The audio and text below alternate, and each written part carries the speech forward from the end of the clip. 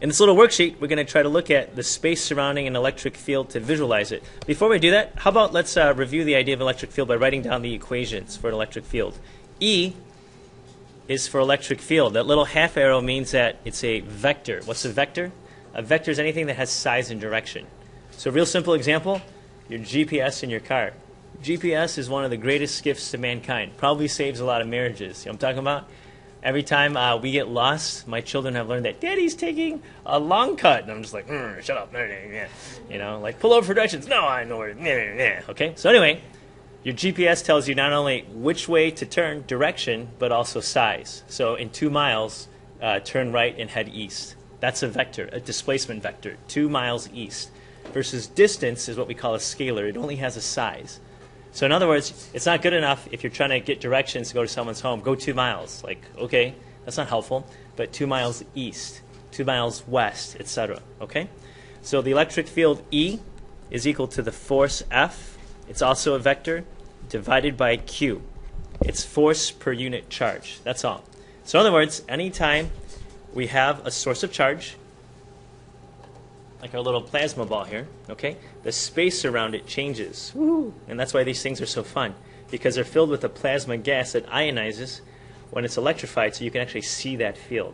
So again, I kind of like the idea, the analogy of wind. You can't see wind, but you see its effects. That's what an electric field is. It's like an electric wind, okay?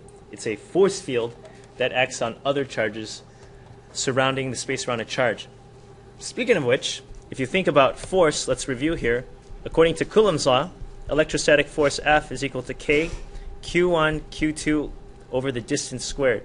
This is helpful for us to write out the equations because now, instead of doing all this crazy math, physics is really not about the math, even though we use a lot of it. It's about the ideas, okay? So for us, we're not trying to make this a killer math class. You're not a bunch of nerdy electrical computer engineers, though maybe one day you will be. That's cool. So somebody who's nerdy enough, they'll do these calculations to make sure that there's enough electrical force to make the electric ink stick to your screen for your next electronic textbook e-reader or the touch screen on your iPhone 19 or whatever, okay?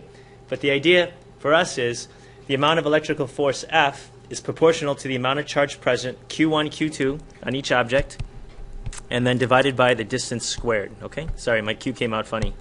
Probably because I'm getting food coma like you guys are. Right after lunch. There we go. Okay?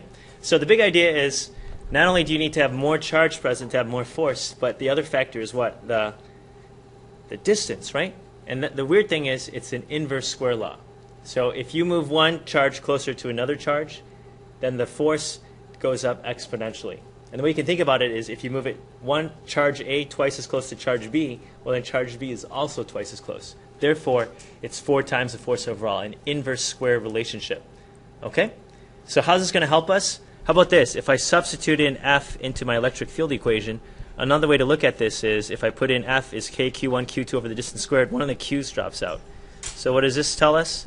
All this tells us is the electric field just depends on how much charge you have present at your source, and then it's inversely proportional to the distance squared. The electrical constant we don't really control there. Okay? So here's what we're going to do on this worksheet. There's a bunch of directions, blah, blah, blah. You can read. Okay, I don't want to insult your intelligence, but let me just kind of talk you guys through what's going on. So here we have a positive source. At point A, we want to probe the field. What kind of test charge do you use to check an electric field? You use a, guys remember, what kind of hockey puck? It is a positive test charge. So even though it's an electron that moves around the outside of an atom, by definition, mathematically, we usually like to have a positive reference frame. We define an electric field by a positive test charge. So if this is a positive charge at point A, I'm going to put a little plus here. What will a positive source do to a positive test charge? It'll push it which way? Away. It's a repulsive field, okay? So what's silly is we're just going to sketch it in at points B through F, okay? But here's what I want you to do to show you that it's not so silly. Go ahead and take your ruler and measure it right on the page there, okay?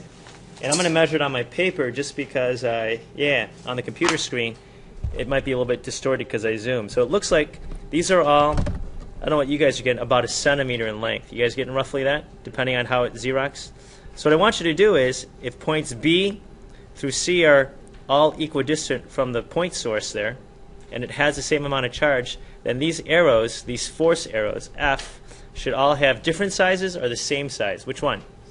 Same size. So at points B through F, go ahead and draw an arrow 1 centimeter in length pointing towards the charge or away from the charge. Which one? Away from the charge. That's correct. Okay? So you do it, and I'll do it. Yay. And it should be easier for you because you don't have to use a goofy tablet screen to try to line it up there. Okay? So these suckers are all about 1 centimeter in length there. Something like this here. Okay? All 1 centimeter by 1 centimeter by 1 centimeter. And the reason why they're all the same length is because they're the same distance away. Mathematically, we could calculate this electric field strength by using the E equals kq over the distance squared. And all it is we would have to know the size of the charge in coulombs and the distance in meters there. But really, the focus of this is not to do all the math, but to visualize what's going on. Okay? So a cool way to see this is, again, this electric field hockey simulation here, where we have a positive test charge, we have a positive source, and we know that we're going to have a repulsive field pushing away. See how it's pushing up there? Okay? Or another nice way to look at this is this little simulation that we use for electrostatic fields. So this is a repulsive field where the charges are getting pushed away there. If we turn off the flat view and make it 3D, you can think of it like an electric hill where the charges flow down that hill there. Okay? And on Monday, we're going to look at this idea called potential. And these are equal potential lines, these concentric rings that go away from the charge, where it's kind of like you store up energy by moving charges up a hill. And really, that's what a battery does. It creates an electric field where you can move charges and store energy against that field. Okay? So all of modern life is made possible because we can move a charge from one point to another, which is kind of cool. Anyhow, next question, okay? If we draw a vector at point G, which is way up here, point G is twice as far from the source as the other charges. So you tell me, is the field stronger or weaker at point G? What do you think? It's going to be weaker. In fact, it's how much weaker? Well, if you look at our definition of an electric field, E is going to be proportional to the amount of charge Q over the distance, what? Squared. If you are twice as far away, the force is actually how much stronger or weaker? What's 2 squared, guys? It's 4. It's actually how much weaker? It's 4 times weaker. So what we want to do is, wow, this is tiny. We want to draw in a little tiny midget arrow that's not 1 centimeter, but 1/4 of a centimeter. You see that? It's 1/4 the force. Okay? So all I'm trying to do is represent the idea that the force is weaker by drawing in an arrow that's 4 times smaller. Okay? So in other words, the electric field strength will be 1/4 as great because the force is 1/4 as great. So intuitively, when you guys were doing the electric field hockey simulation, what I liked about it is intuitively you kind of know that, yes, a positive charge will repel, right? And then the closer you put it, the stronger the field is, kind of exponentially there, right? So it's kind of like playing with magnets. Magnets are the same idea. Now in real life, you wouldn't just push a charge around randomly. You would try to do something useful. So one useful thing I could think of is you would try to create maybe like an electric cage where you trap a charge. Why would you ever do that? Well, then that's how you store up memory in a digital computer chip would be the way to think of, be a way to visualize that. So if you're able to trap this sucker here inside that field, there we go. Woo! It'd be like storing up, a picture when you take it on a static RAM memory card here, like a compact flash or SD card there. Okay. Now a bad design for this would be like if I accidentally didn't put a charge here and then I leave a hole. I'm like, then you're losing your information there. Would be kind of a way to think of it. Okay. So again, these computer tools we have to visualize are really nice because in the old days it's kind of really hard to see all this because you would have to try to do it on all these goofy worksheets. Okay. Next, exact same thing, but you tell me. Now I have a negative source. So what would a positive test charge do? It would generate a force which way? Towards, and if it's the same size charge, then the force is the same. So let's draw force vector arrows, not randomly, but let's all make them exactly, precisely 1 centimeter in length. Okay? So something like, there we go, like this, 1 centimeter. Okay? At point I, if it's the same equidistant circle from the center of the charge, also 1 centimeter. Okay? At point J, also 1 centimeter. So all we're trying to do here is not just have you plug and chug mindlessly into the equation for electric field. but to actually get you to conceptually visualize exactly what the field looks like in terms of its charge and strength at each point there. Okay? So far, this is pretty basic. We're just trying to visualize the difference between an attractive field and a repulsive field. These are just force vector arrows, right? F is for force. This is getting sucked in an attractive field there. Okay? So what I like about, again, our little simulation here is you can tell that to visualize this, okay, a negative source would just pull that test charge down there. So maybe instead of a electric hill, you can think of this as an electric black hole, that it sucks in all those charges down into that black hole as it's running there, okay? And the strength of that field would just represent how much charge is in there getting pulled in there, okay? So what I like about these tools is it's a really cool way to try to visualize what an electric field is there, okay? Let the last lunch bell go. Feel bad for the people stuck with the last lunch, okay? So what's the point of all this? This is where it gets tricky. In the backside, blah, blah, blah, a lot of directions. You can read. I don't want to insult your intelligence. Let me just explain, okay? In real life, you never just have one charge. In fact, you usually have a whole system of charges. You have hundreds, thousands, hundreds of thousands of charges. Very complicated. We're going to make it a little bit more complicated, kick it up a notch. We're going to have two charges, okay? Here we have on the left a positive source, and on the right a negative source, okay? It's already drawn there. You don't have to worry about it. Now, here's what's tricky, okay? How the heck do you figure out what the field looks like around a system of charges? Mathematically, you can do it with E equals KQ over the distance squared, and you plug and chug a lot, and you do some sine, cosine, tangent junk. It's a mess. We're just going to visualize it conceptually, okay? So at point A, I have a positive test charge right here, positive charge here. What would the positive charge do to that positive test charge? It would attract it or repel it? It would repel it. Okay, and the way we can visualize this is let's put on a set of compass coordinates. North is up. What's down? South. What's to the right? East. What's to the left? West. Never eat slimy worms. Never eat soggy waffles. Or news if you don't know how to spell. Whatever. Okay, little acronym there. Not news. That's okay. So anyhow, what's the point of this? Notice that at point A, the field vector will go in the northeasterly direction. And I'm measuring with my ruler. It's about 1 centimeter, okay? It's already drawn in for you. I'm just going to color this in so you can see. And this is the force positive. The force positive is going northeast about 1 centimeter, okay? How about the negative source? What's the negative source going to do? It's going to suck this down towards the charge in what direction? Not in the northeast direction, but in the what? Southeasterly direction, okay? And this is also 1 centimeter in length. Why? Because it's exactly equidistant from the 2 point sources. Now I'm going to zoom in so you can see what's going on. And the green, I'm going to switch colors. You guys don't have different colors. How do you add up two vectors, okay? The rule of thumb is you apply what's called the parallelogram rule. You guys know what a parallelogram is? It's not a square, it's not a rectangle. It's a quadrilateral shape where the opposite sides are parallel to each other. This side is parallel to that side. This side is parallel to that side. Okay? Then the answer is very simple. The resultant is always where you start to where you end up, the opposite corner. So it's already drawn in for you.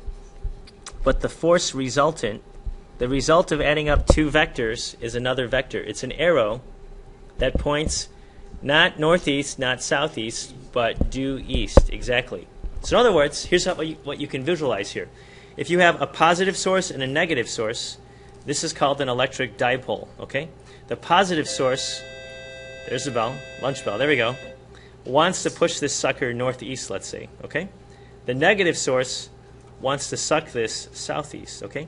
And if I can get this exactly in the middle, which I'm having trouble because I'm tired, there we go. The positive source and negative source, the north and south components of the force cancel out. So the net result is it's going to go which way? It's going to go to the east there, right? So if I turn on all my little visualization tools, at this exact point, the field is flowing to the right, to the east. So if I run this, you'll see that it's going to flow to the east there. And then, you know, the field changes. So what's cool is the computer will model that. So in real life, this is a very important shape. This is called an electric dipole. If I let this sucker run, you can tell that this one's a positive source, this one's a negative source, because the field lines are flowing away from the charge on the left towards the charge on the right. Or in 3D, the way you can visualize this is we have an electric hill, okay, flowing into a black hole. Dipole is an important idea. There you go, let the last spell go. Because you generate a super strong electric field between the 2 points there. And you can store up a lot of energy and information. So yesterday, what I liked about the Leyden jar example is we had a charged plate pair, but actually it was a charged plate dipole. There we go. The outer plate of the Leyden jar became positively charged.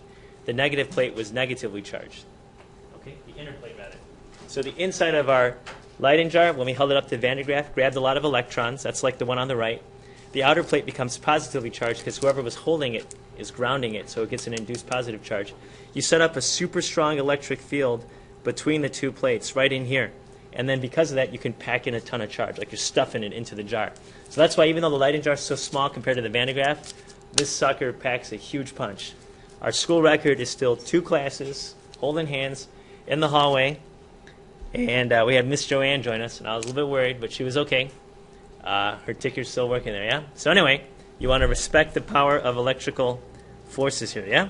So anyhow, let's take a look at a trickier point, one that's not done for you. How about point B? Let's do point B together. You tell me, okay? At point B, what would a positive test charge feel from each of these charges? So the rule of thumb is, anytime you have 2 or more charges, you just add up each field's vector at each point, and you get a resultant sum. So what would the positive source do to the charge at point B? It would push it which direction? Straight up, okay?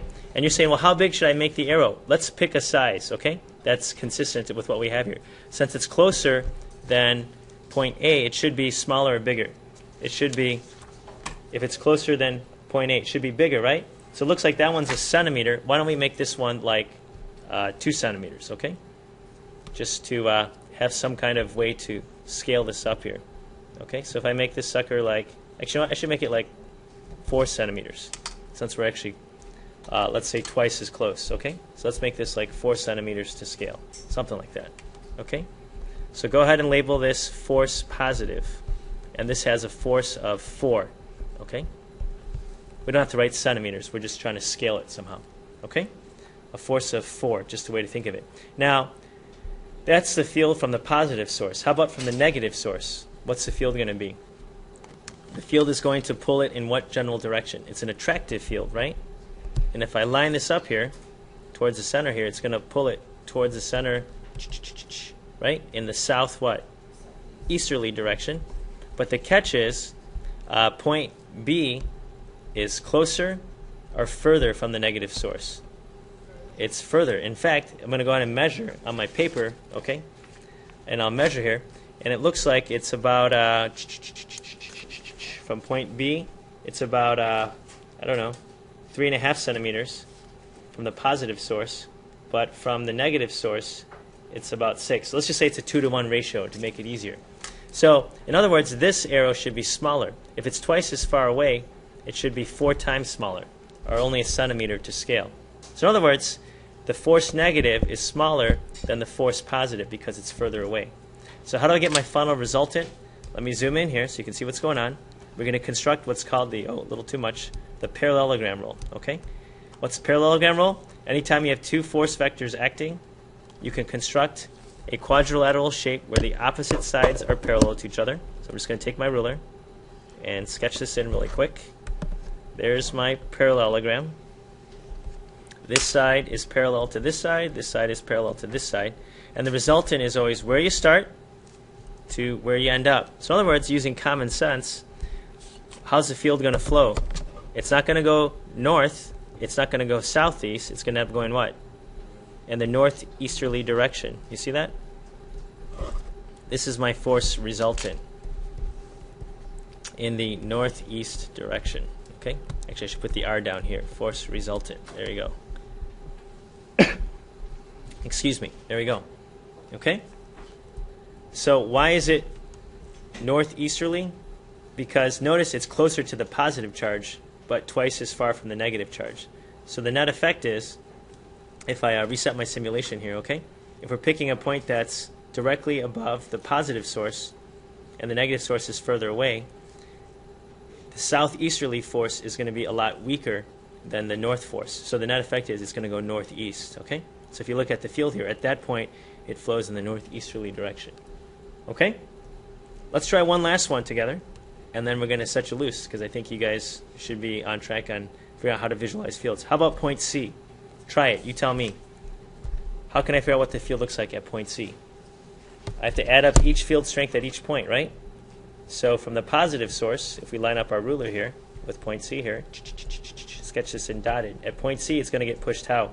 In the south what? Easterly direction. This is force positive, right? The negative source is going to attract it in the what? Northeasterly direction. So if I line up the centers here, make this dotted, and then right here, I'm going to go ahead and draw this in as a solid line. And it looks like it's actually the same distance away. So each of these suckers I should draw the same size. So I made these all about 2 centimeters in length, okay? So if this is a force of 2, this should also be a force of 2. So the net effect is I can apply the parallelogram rule, and can you already visualize which way is the force vector going to flow there? I didn't do a good job drawing straight there. I apologize there. Tricky for me to draw on my screen. Tilted at a weird angle. There we go. This should be a straight line. Let me try to straighten that out. Coordination there. There we go. Okay, that's a little bit better. So the net effect is this sucker is going to flow how? Straight to the, not northeast, not southeast, but it should go pretty much due east there, right? Assuming that I can sketch this evenly there. Okay? Because it's equidistant from the positive and the negative charge there, the net effect is the force resultant. The positive and negative charges cancel out north and south. It's just going to flow straight to the east there. Okay? So in other words, if we want to visualize this with our electric field hockey simulator, okay, again, we're testing a point that's below the charges. The positive charge wants to push it southeast. The negative charge wants to suck it up northeast. Since it's equidistant between the two, these two are the same size, if I can get them exactly the same. There we go. So the net effect is it's just going to go straight to the east there until the field changes there, right? It takes over there. So again, what I like about the simulator is it helps us visualize what's going on. Okay? So to summarize what's going on, to visualize an electric field, we just have to realize that all fields have a size and direction. Direction depends on if it's positive or negative. The size depends on its distance for the strength there and the strength of the source there. And then we can apply vector rules to figure out the final direction by sketching in a parallelogram.